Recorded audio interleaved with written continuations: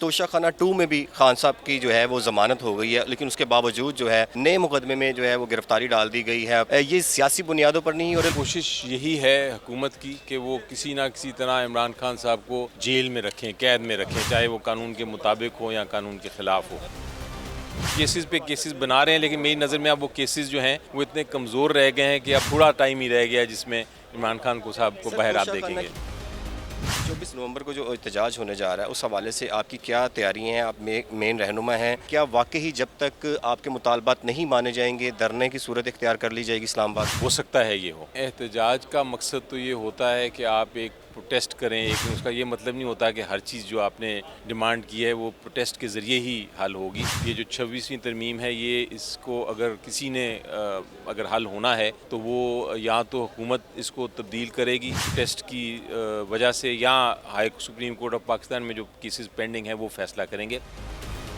कि तोशाखाना 2 में भी खान साहब की जो है वो ज़मानत हो गई है, लेकिन उसके बावजूद जो है नए मुकदमे में जो है वो गिरफ्तारी डाल दी गई है। 5 रोज़ा जिस्मानी रिमांड भी मंजूर कर लिया गया। आपको क्या लगता है कि ये सियासी बुनियादों पर नहीं और लाहौर हाई कोर्ट की भी इस तरह की जजमेंट मौजूद है कि जब आपके पास एक पर्सन मौजूद है उसको उस वक्त जो है शामिल तफ्तीश किया जाए, गिरफ्तारी डाली जाए, तो ये क्या वजूहात क्या हैं? जी देखें, वो तो कोशिश यही है हुकूमत की कि वो किसी ना किसी तरह इमरान खान साहब को जेल में रखें, कैद में रखें, चाहे वो कानून के मुताबिक हो या कानून के ख़िलाफ़ हो।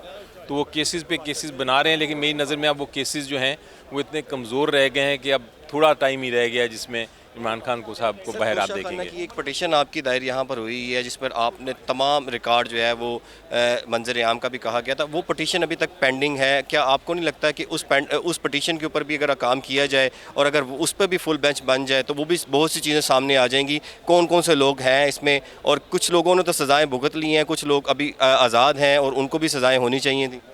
जी, बड़ा आपका अच्छा इंटरेस्टिंग पॉइंट है और इस पे गौर करते हैं। वो पिटिशंस मुझे याद आई हैं, वो पेंडिंग हैं और उससे फिर एक्सपोज़ होंगे, और उसका मकसद भी यही था कि एक्सपोज़ किया जाए बाकी लोगों को जिन्होंने वाक़ई ही तोशाखाना के जो गिफ्ट्स हैं उनकी पेमेंट नहीं की या उनको इस्तेमाल किया है किसी कीमत दिए अदा किए बगैर।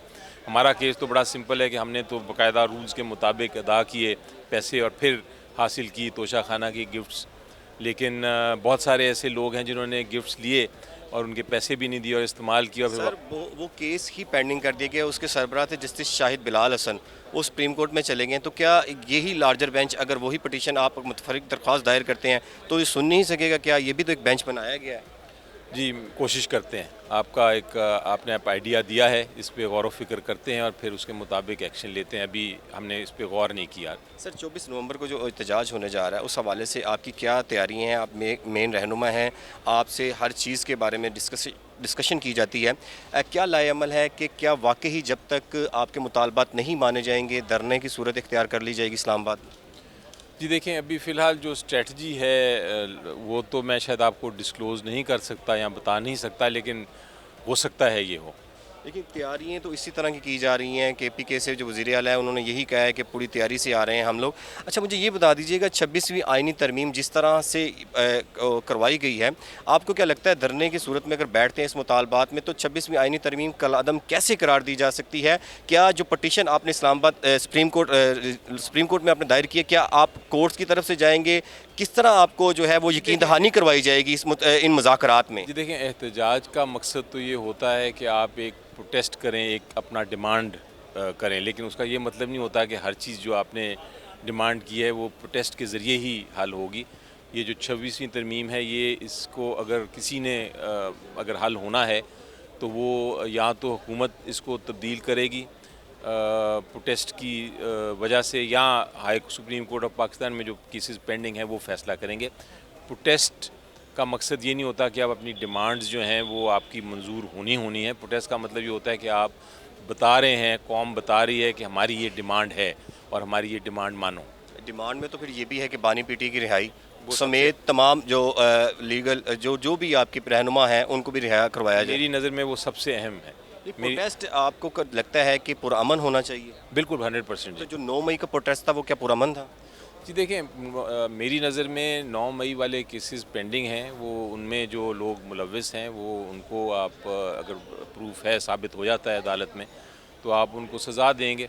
लेकिन जब प्रोटेस्ट का राइट आप किसी वजह से रोक नहीं सकते। आप ये नहीं कह सकते कि क्योंकि हमने केसेस किए हुए हैं, वो केसेस पेंडिंग है, इसलिए तब तक जब तक केसेस फैसले नहीं होंगे हम आपको प्रोटेस्ट नहीं करने देंगे। या ये भी नहीं कहा जा सकता कि आपको चूँकि हमें अंदेशा है कि वो प्रोटेस्ट जो हैं आपके वो पुरअमन नहीं होंगे, इसलिए हम कबल अज़ वक्त ही आपको रोक देंगे। ये ऐसा नहीं हो सकता। सर ये बताइए कि अदालतों के पास इख्तियारात हैं कि वो आपको प्रोटेस्ट करने से रोक सकें, जैसे कि इस्लामाबाद मेरी नज़र में इख्तियार नहीं है, ये अदालत का इख्तियार नहीं है। नहीं तो आप डी चौक ही जो है वो एहतजाज के क्या जगह भी चेंज की जा सकती है? नहीं, अब जगह वाला हमने देख लिया है। एक बार लाहौर के जलसे में देखा था आपने कि वो जगह जो थी वो हमें वहाँ दे दी गई थी और वो जलसे का क्या हाल हुआ था वो आपको याद है। अब हम वो गलती नहीं करेंगे।